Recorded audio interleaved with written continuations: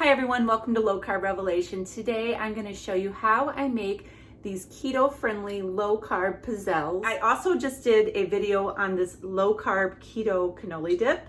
You can go check that out in my playlist. But for now, I'm going to show you how I make these pizzelles because even on a low-carb diet, sometimes you just want a cookie.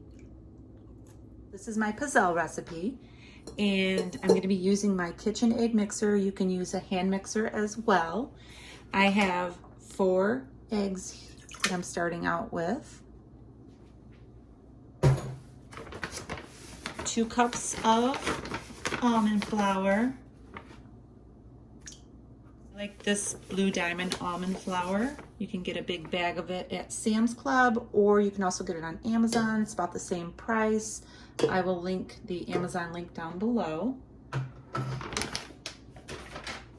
And then you're going to want to put sweetener. This is granulated monk fruit sweetener.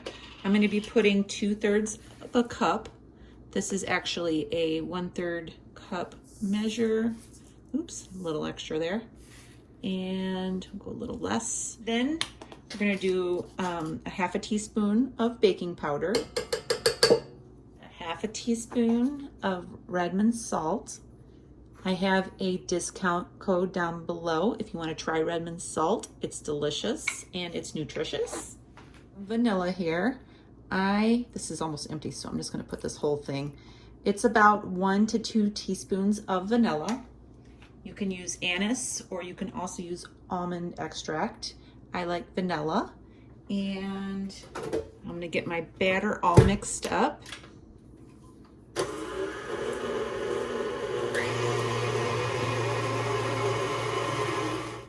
I almost completely forgot about a very important ingredient, and that is a 1/2 cup of melted butter. These would have been some really dry pizzelles if I would have not added that. So luckily it wasn't too late.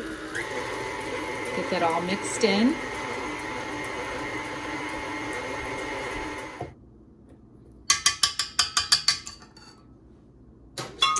Okay, I have my pizzelle batter here. Let's try this again. I made a couple of pizzelles already and I forgot to hit record.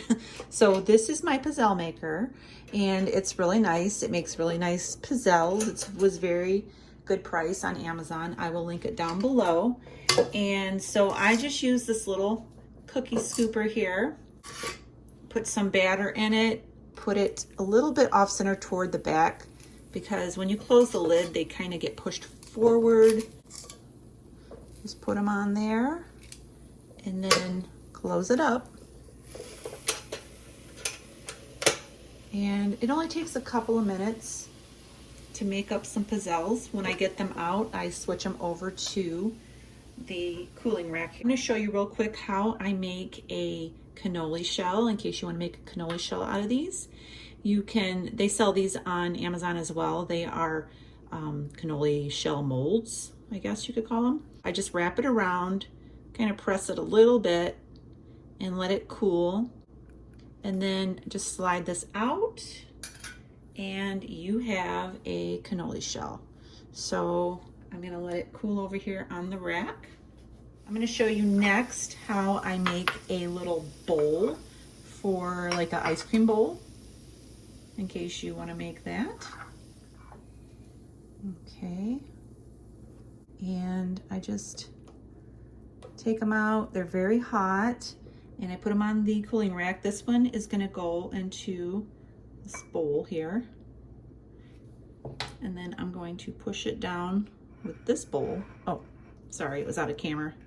So I just put the little pizzelle down in the bowl and I'm pushing it down with this little glass bowl, and this will make like a little mini ice cream bowl if you want to have that for your ice cream. You can also make these into ice cream cone shapes, much like this. You have pizzelle molds, I guess you could call them, that are cone shaped, and you can roll them around the cone shape mold and make an ice cream cone. I don't have any of those, so I'm gonna go ahead and scoop out some more. Keep these going. So you can see here, this made a little bowl. If you want to make some little mini bowls for fruit cups or for ice cream cups, It's a really cute idea. So I have these cooling over here on the cooling rack. They are still a little bit, I know rubbery is not the right word, but they still bend back and forth a little bit. And as they cool completely, they will harden and they will be like a little crisp cookie. So these are really easy to make. They're really simple. The way I store these, I usually just store them inside of a Ziploc baggie. Sometimes when they're stored in a Ziploc baggie, they get soft. They lose their crunch.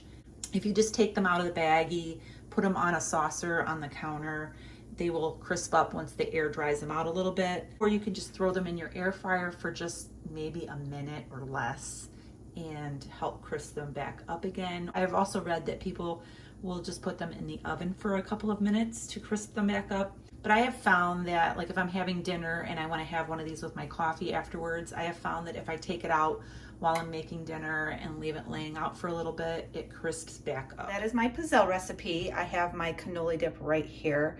You will have to go check out the video on how I make this. They go really good together. What I usually do is I usually break these up into pieces and then just dip them in.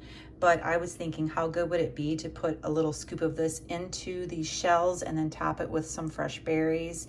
That would be delicious. So that is all I have for today. Thanks for watching. I will see you in my next video.